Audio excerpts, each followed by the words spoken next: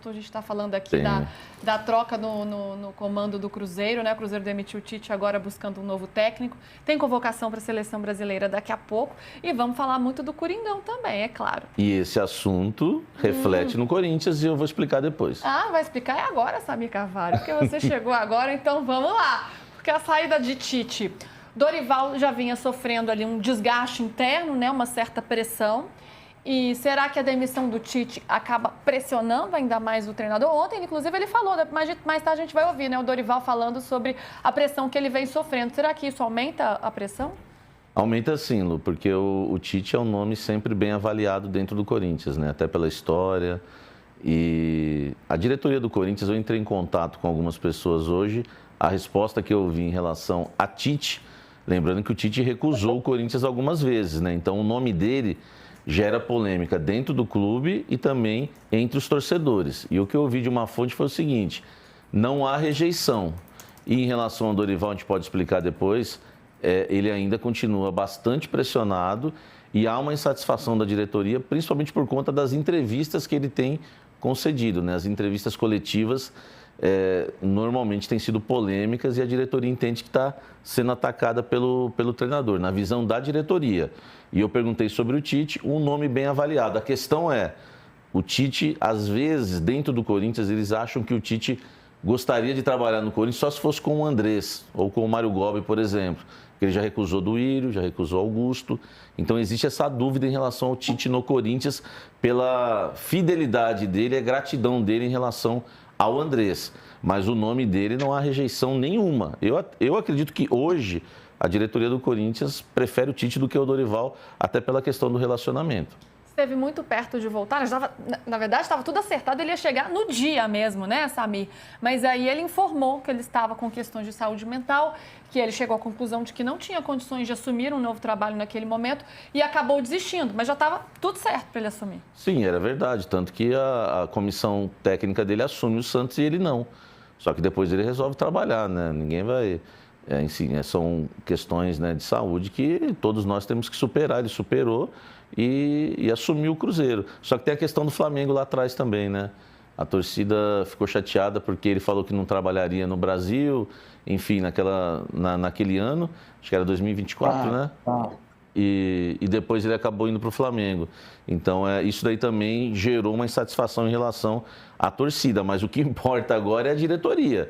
E na diretoria não há rejeição. Há rejeição pelo Dorival, por incrível que pareça. Mas em relação ao Tite, não. Vamos ouvir o Dorival falando sobre essa... 2023. Isso 2023, Marinho. É 2023. Perfeito. Vamos ouvir o Dorival falando sobre essa pressão que ele vem enfrentando no Corinthians. Olha, nós tivemos uma partida ruim mesmo contra o Coritiba. Agora, se eu for ficar dando resposta a todo momento, é só vocês fazerem um levantamento do dia que eu cheguei aqui, quase um ano atrás, a maneira como o clube estava, a maneira como estava a equipe e o que nós alcançamos de lá para cá. Se for negativo, eu dou minha mão palmatória. Se for positivo, eu acho que não tem necessidade nem razão para uma situação como essa. Eu sou muito tranquilo. Eu faço meu trabalho, estou diariamente com o Marcelo e com o presidente conversando. A partir do momento, sendo um cargo de confiança, a partir do momento que eles definirem que não seja o ideal a minha permanência dentro de um clube, não há por que ficar debatendo essa situação a cada rodada, a cada jogo. No Brasil é muito estranho esse comportamento, de um modo geral, de pessoas. A cada rodada, o treinador presta, não presta, ele serve ou ele não serve, dependendo de vitórias ou derrotas. É por isso que nós continuamos no meio do caminho sempre na contramão daquilo que está acontecendo no futebol mundial e a gente não aprende. A todo momento nós estamos aí questionando, a cada rodada, para ver quem vai ser o treinador que vai estar em corda bamba. Isso daí, para mim, eu sou muito sincero, eu dou muito pouca importância. Eu me preocupo muito com o meu trabalho e com a responsabilidade que nós temos estando à frente de uma equipe de hoje. Outro ponto levantado na entrevista foi sobre as entrevistas sinceronas que ele tem dado, essas declarações meio polêmicas que têm desagradado algumas pessoas internamente no Corinthians. Se foi por uma declaração que eu dei, eu sustento aqui o que eu falei, porque eu quero o bem do Corinthians, eu não quero o mal do Corinthians. E eu sabia que viriam naturalmente espetadas de todos os lados. Mas se for para o bem do clube, eu repito aquilo que eu falei.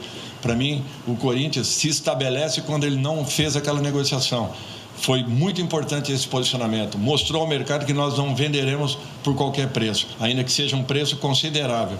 Mas é um garoto que vai ter um valor muito maior daqui a um tempo. É só vocês aguardarem e vocês verão que o Corinthians tomou a decisão correta.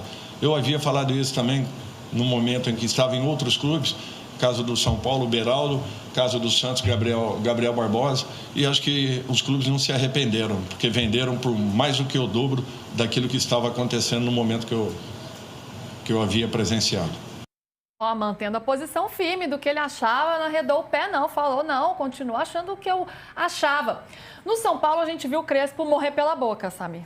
No Corinthians pode acontecer o mesmo? E tem até uma pergunta do chat aqui, se estão fritando o Dorival.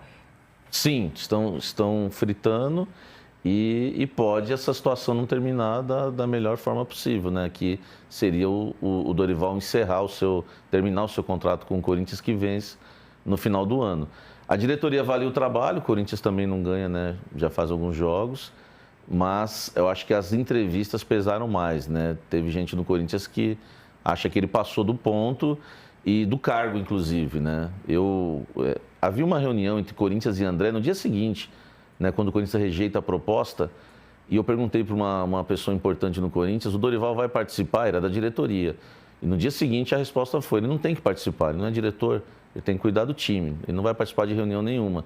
Então, assim, eles acham, né, que o Dorival passou do ponto que está dando palpite de que fica, na verdade, a critério de um dirigente dar esse tipo de palpite que ele deu em relação ao André, né? Não que eu concorde com isso, eu acho que o Dorival estava certo na questão do André, eu também penso assim, a gente já discutiu bastante, mas na visão da diretoria há uma insatisfação muito grande. Se ele perde ontem, não daria para cravar, né, que ele seria demitido, porque seria um 2-1, pelo jeito que desenrolou o jogo, por exemplo, aquela falta do Neymar no final da partida, vai que o Neymar marcasse o gol, não daria para confirmar que ele seria demitido, né? Acho que um resultado de 3-0, um placar mais elástico, sim.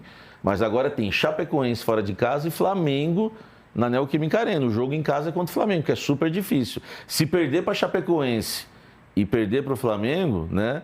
Eu acho que na próxima segunda-feira nós podemos estar falando da demissão dele, aí sim. Olha, bem verdade que o time tá jogando mal e ontem não jogou bem, mais uma vez, poderia ter ganhado o jogo do Santos, né? Mas eu acho uma loucura pensar na demissão do Dorival depois dos resultados que ele conquistou. Mas também depois do que aconteceu com o Crespo, com o Felipe Luiz, não dá para duvidar de mais nada. Como é que vocês veem essa situação, hein, PVC e Rodrigo? Rodrigo?